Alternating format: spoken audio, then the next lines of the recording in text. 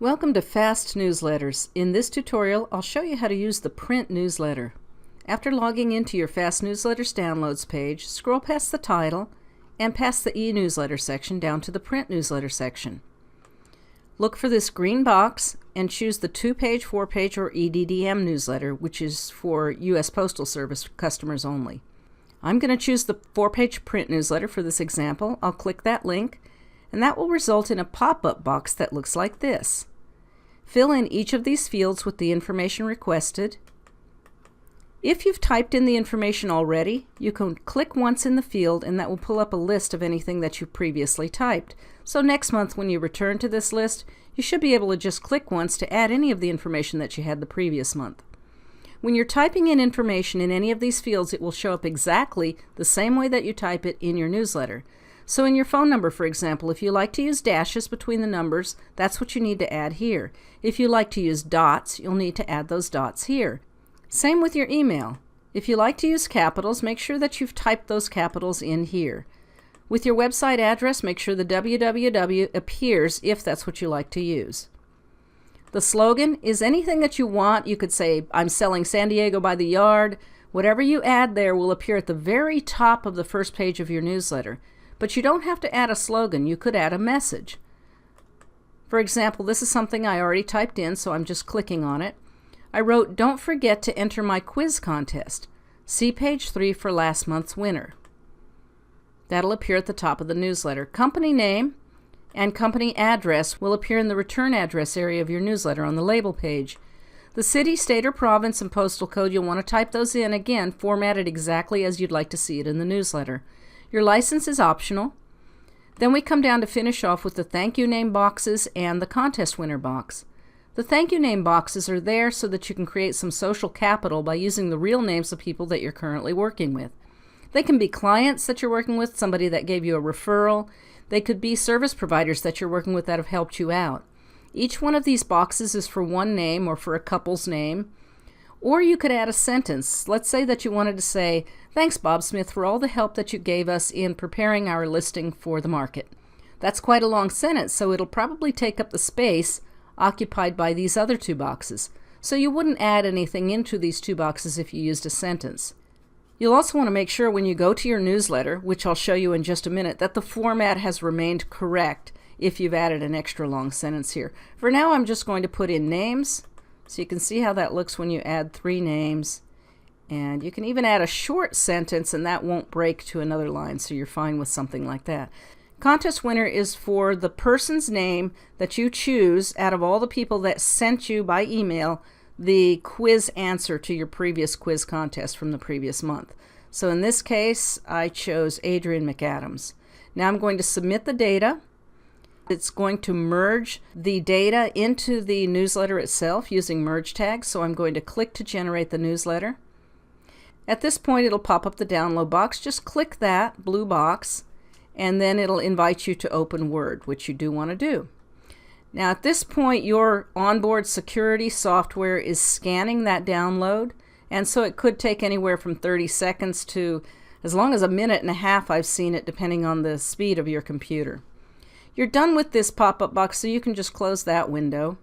And then I'm in Firefox, and you can see the progress of the download here. This is about 4 megabytes, so it'll take a little bit of time. I'll click out of that, and we'll wait, and when it opens up, I'll return. Once that's downloaded, it'll open up Word directly. And then you'll see this yellow bar up here, and you'll want to click on Enable Editing. Now you see the newsletter as you typed everything in. You can go through and make sure that everything looks correct. If you see a typo in the newsletter, for example up here, you can just go ahead and correct that typo using your word processing software. Scan down and make sure that all of your information was entered correctly. Over here, if the email address that you have is especially long, it might break to another line. And that's what this box is doing. It's telling you that long email addresses may break. If that happens, highlight your email and then reduce the font size. So I'll highlight it using this little font size menu. I would click, say, 10 or even 9 if you needed to. and reduce the font size. In this case, it was just fine, so I didn't need to reduce the font size. Once you're done with the yellow box, which is just a reminder, and these appear throughout your newsletter, click the edge of the yellow box and delete on your keyboard. Then scroll down and check any boxes where your personal information will appear, making sure that it all looks correct. Scroll down to the third page. At the top, you'll find the thank you box and the quiz contest box. The thank you box, remember, is where we entered those names. If you had entered a long sentence in this first field, it would have taken up all this space, and you might have to delete some extra space if it pushed things downward in order to bring this sentence up, or delete that last sentence if you don't need it and you just want more space to talk about your clients. The contest is based on the quiz question that usually appears on the second page of the newsletter. People will send you your answer by email, and then you'll choose the winner yourself, and that winner's name appears here in the newsletter, and you filled that in the field in your pop-up form.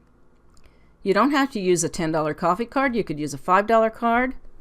If you don't want to use a coffee card, you could take that out and put something else there. You could delete that image there by clicking on it and hitting delete on your keyboard to get rid of it. Now you've already double checked this, so you don't need this box anymore. Click the edge, delete on your keyboard, and scroll down. Make sure your contact information is correct in the free report box, and then go on to the label page. Make sure that your return address information is all correct and correctly formatted. And then this area here is for the label, and if you're using it as a self-mailer, you just delete this and then you would merge your labels in here.